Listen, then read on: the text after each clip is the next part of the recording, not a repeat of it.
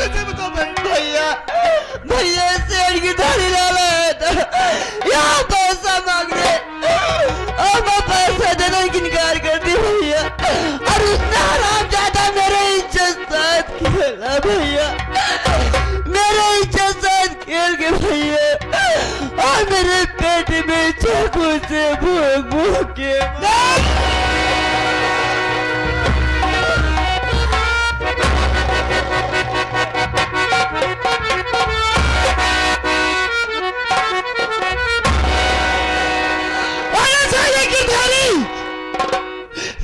पैसा चाहे रास्तों का पैसा मिलत रहा, लेकिन हमारे बहन के पेट में चाकू मार के खा पाया, हमारे बहन की इज्जत लूट के खा पाया साले हरामखोर।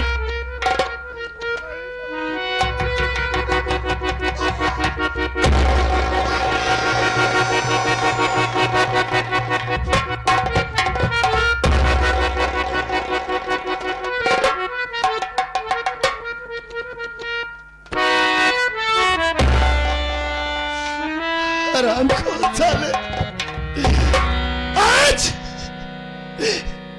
चाकू से तार जिंदगी हमने ले लिया तो हमारा नाम है नहीं, हमारे बहन की इज्जत लूट गया साले, हम अपने बहन के खून की कसम खाए नहीं, औरत है साले हरामखोर। ये चाकू से तो करना पड़ता है।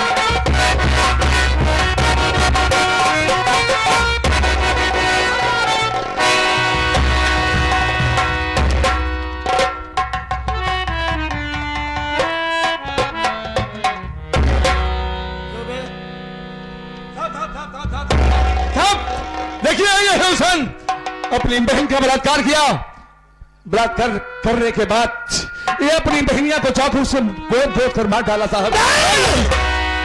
हरामखोर साले कमीना कुत्ता, और एक बार तो भगवान के डर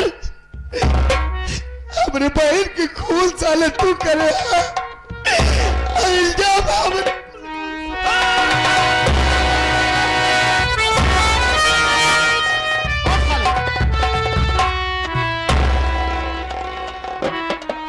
कैसा भाई है बे तू?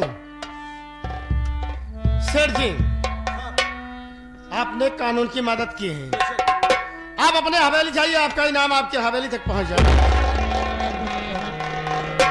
जाओ।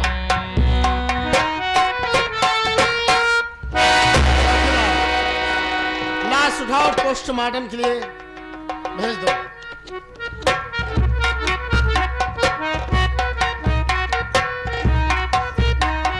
भगवान बहन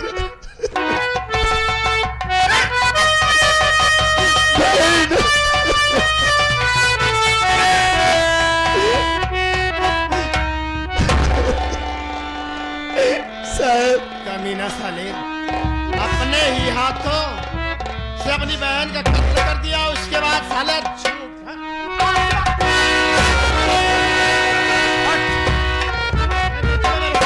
ठीक है सर।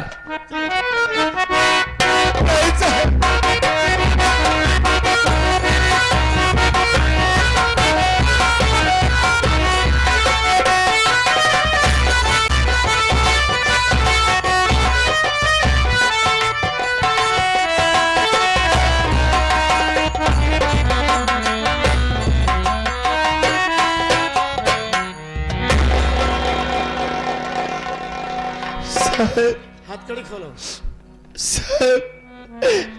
साहब हमको नहीं करे साहब, हम आपको सही बताते हैं साहब,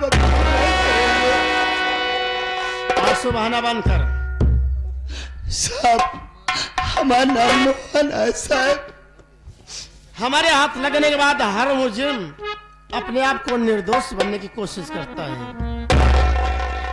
लेकिन सच उगलवाना हम पुलिस वालों का काम है। एक सुझाव देता हूं, अपना जुर्म कबूल कर ले,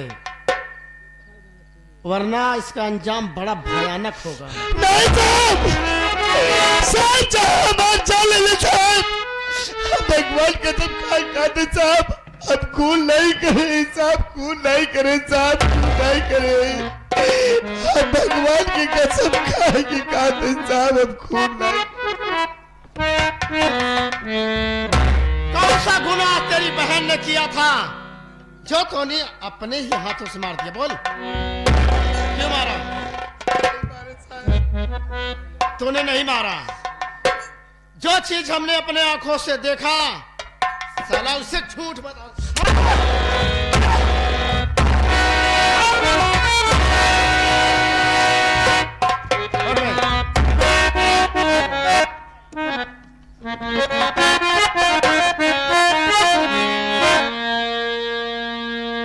बताओ सही सही सब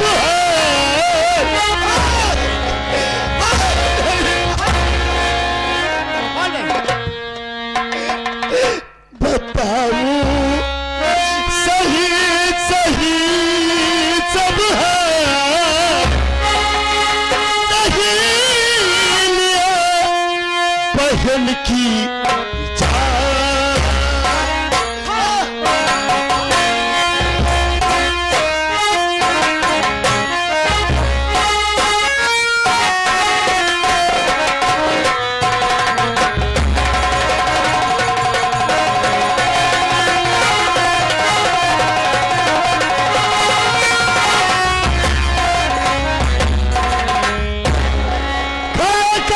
भगवान की साहब बात को जान ले जा,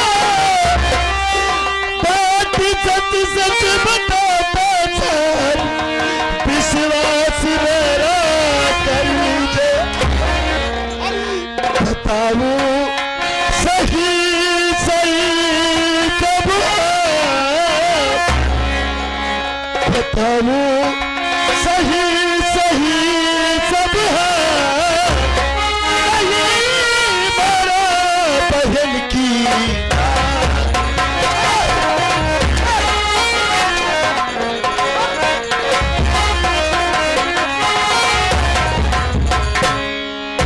अबे बता दे सही सही सब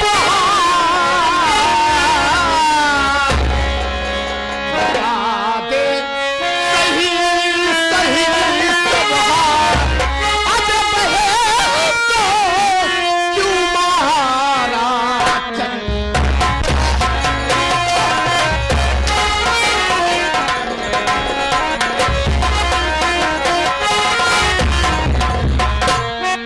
झूठ बोलता है नालायक, बाजी नमक हराम, रंगे हाथ पकड़ा है मैंने, मारा बहन की। अब खींच लूं बातों से खाल, खींच लूं बातों से खाल, अजब है तो क्यों मारा।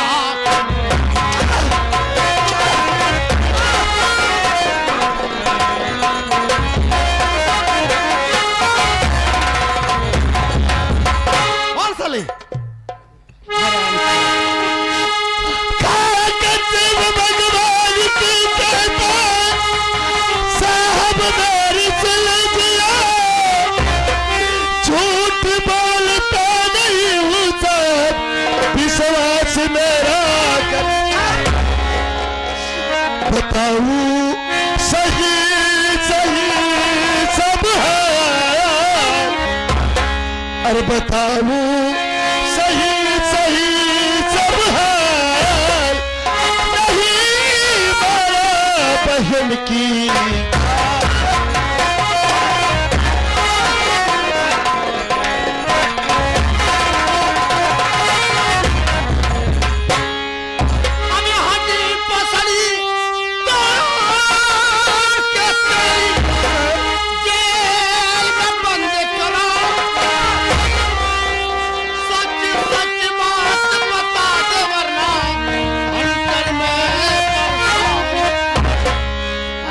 गया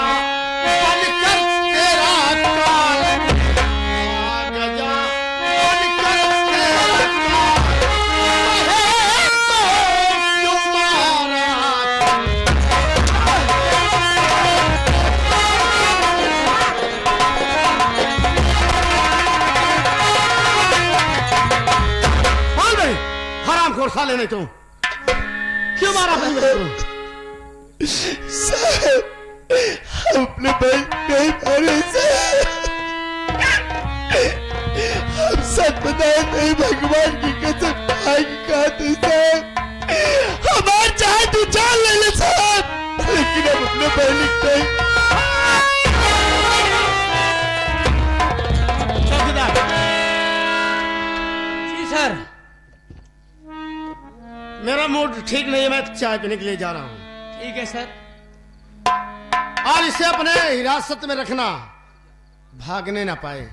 ठीक है साहब। मैं थोड़ी देर बाद आता हूँ, उसके बाद मिलता हूँ इससे, साले से देखता हूँ कि ये साला कैसे नहीं बताता है।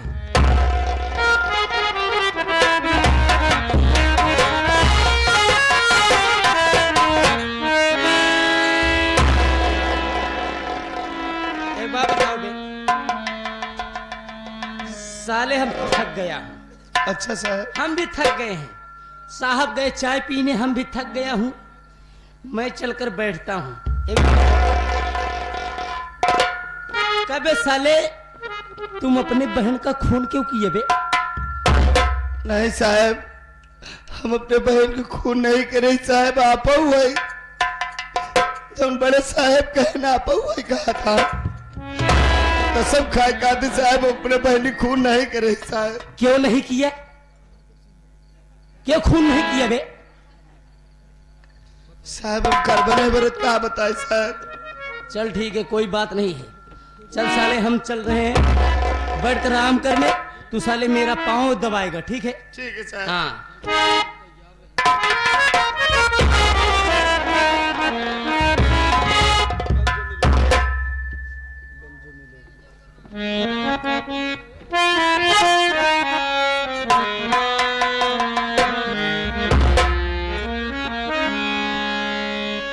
गम जो मिलेगा हम उसे लेंगे,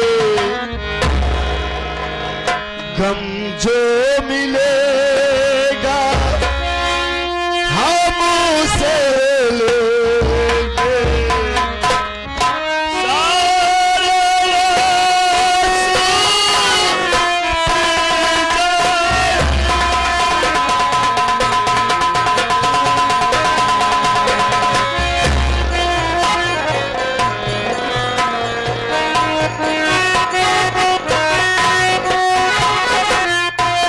सारे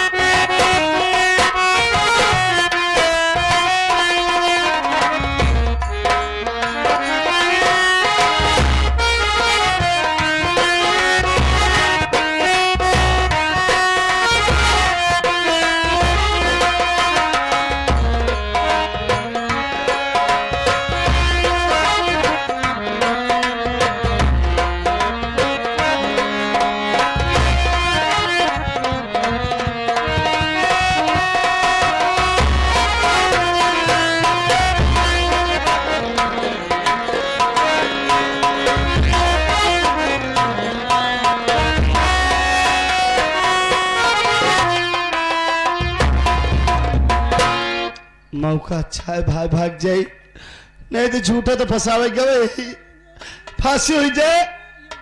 हे भगवान चौकीदार के रक्षा करे मालिक।